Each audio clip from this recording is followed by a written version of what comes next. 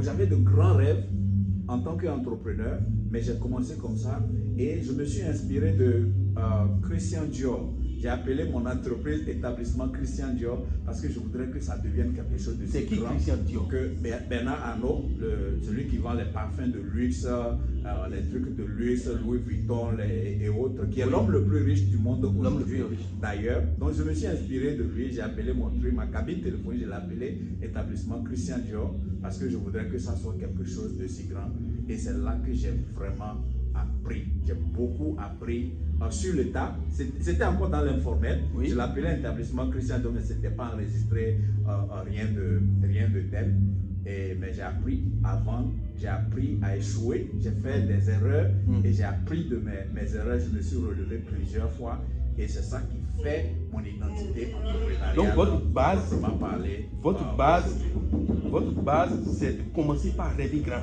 Oui, tout a commencé par là. Okay. Aujourd'hui, quels sont les secteurs dans lesquels vous intervenez? Voilà, donc à partir de cette cabine téléphonique où j'étais vraiment accroché, oui.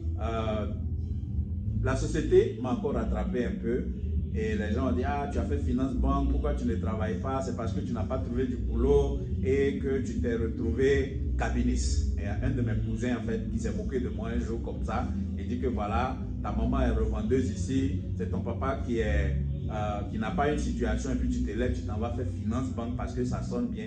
Voilà, maintenant tu n'as pas de boulot et puis tu t'es retrouvé cabiniste.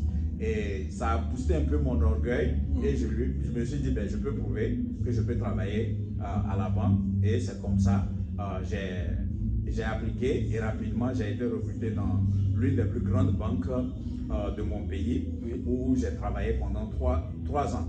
Je pensais que j'allais faire 30 ans de service comme d'habitude et c'est là que ma première formelle entreprise m'a rattrapé par le biais du marketing de réseau. Donc mon premier domaine que je peux mentionner, c'est le marketing de réseau. Le marketing de réseau. Voilà. Le marketing de réseau,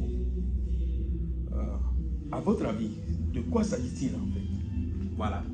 Donc, commençons un peu par comment moi je me suis arrivé là. Et parfois, ça ne dit même pas son nom. Vous commencez sans savoir que c'est une entreprise que vous créez. Moi, j'étais innocent, je travaillais à la banque. Pour moi, c'était parti pour 30 ans de service. Oui. Et du coup, une fois ma maman a eu des difficultés de santé, des problèmes de santé, un peu avec ses dents. Et quelqu'un a recommandé de lui acheter une pâte dentifrice des Américains. Donc je parle du Togo, moi j'étais au Togo. Donc c'était en 2009. Quelqu'un nous a recommandé de lui acheter une pâte dentifrice des Américains qui allait l'aider. Et j'ai acheté et la pâte l'a aidé, effectivement. Et ensuite on m'a dit que je pouvais vendre ces produits-là et gagner beaucoup d'argent. J'ai réfléchi, moi-même j'aime vendre, j'avais cette fibre-là en moi, mais je me disais que j'avais mon boulot, que tout allait bien, que j'allais obtenir des promotions, devenir un grand cadre, donc je n'étais pas intéressé. Mais c'est là aussi que je veux que les gens apprennent une leçon ici, la persévérance. Le marketing de réseau, c'est une activité qui est très simple, où on commence avec, on peut commencer même à 0 francs, ou avec un fonds de démarrage très faible.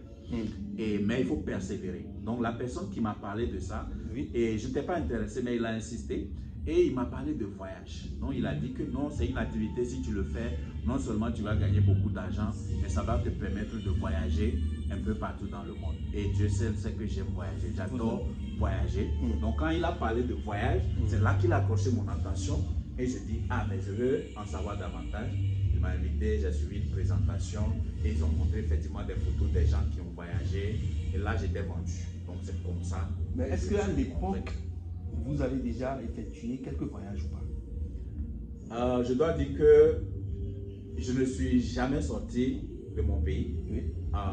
Avant ça, je ne suis jamais sorti de mon pays. Et là, je suis quelqu'un qui a fait des études jusqu'à l'université, travaillé à la banque. J'aime voyager, je sais que j'aime voyager, mais les circonstances dans lesquelles j'étais, mon boulot ne me permettait pas de voyager, mon boulot ne m'envoyait pas en voyage et ce que j'étais payé aussi ne me permettait pas de créer des opportunités de voyage comme ça. Donc vous n'aviez même pas visité les pays limitrophes de votre propre pays. Même pas les pays limitrophes.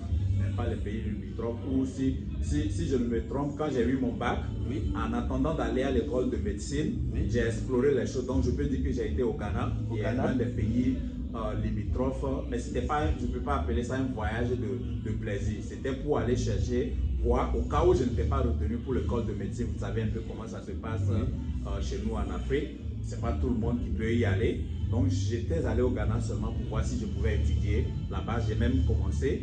Et maintenant, quand mon nom est sorti pour faire la médecine, je suis revenu. Donc je dois dire qu'avant le marketing relationnel, j'ai connu le Ghana, mais je ne mettais pas ça comme les voyages d'affaires, les voyages de luxe que j'aimerais faire. Donc voilà ce que je peux dire. Effectivement, j'ai remarqué que vous avez un calendrier très chargé. Vous êtes sollicité de part endroit, pour ne pas dire de par le monde. Il y a de cela quelques temps, vous étiez en Floride, à Miami, à Pennsylvania, à Philadelphie et aussi à Las Vegas. Qu'est-ce que vous étiez parti faire là-bas? Surtout à Las Vegas, récemment. Voilà, donc une chose est importante. Et aujourd'hui, non seulement j'ai parlé un peu de mon entreprise, ou bien mon côté business de marketing de réseau, mais entre-temps, parce que je suis devenu tellement bien dans le marketing de réseau, j'ai créé maintenant ma propre structure de coaching ou bien de formation et j'enseigne les gens comment réussir dans le marketing de réseau, comment vendre en ligne ou comment commencer une entreprise de zéro et l'amener à un niveau de succès qui vous donne l'indépendance financière. Donc, en tant que coach, et je dis souvent aux gens aujourd'hui, il y a beaucoup de gens qui disent je suis coach, je suis formateur, mais méfiez-vous d'un coach qui n'a pas de coach. Méfiez-vous d'un coach qui n'a pas de coach. Parce qu'avant de pouvoir former les gens, vous devez être formé. Il y a un dicton qui dit que vous ne pouvez pas puiser dans un conteneur qui est vide. Vous ne pouvez pas puiser de l'eau, par exemple, dans une bouteille qui ne contient pas de l'eau. Donc, avant de pouvoir enseigner les gens, de coacher les gens, vous devez vous faire coacher. Donc, pour répondre à votre question, j'étais à Las Vegas pour un programme de formation où il y a un illustre formateur dans le marketing de réseau qui a aujourd'hui, moi j'ai 14 ans d'activité dans le marketing de réseau, mais ce monsieur, il a plus de 38 ans d'expérience, il a généré des millions et des millions. De qui il s'agit? Il s'agit de Eric Worre. Eric Worre, pour ceux qui connaissent, si vous allez en ligne, que vous tapez GoPro, il a écrit un livre formidable sur l'activité du marketing de réseau. Et donc, moi, j'ai été dans sa maison. C'est une formation qu'il a organisée dans sa maison, une maison qui coûte des millions.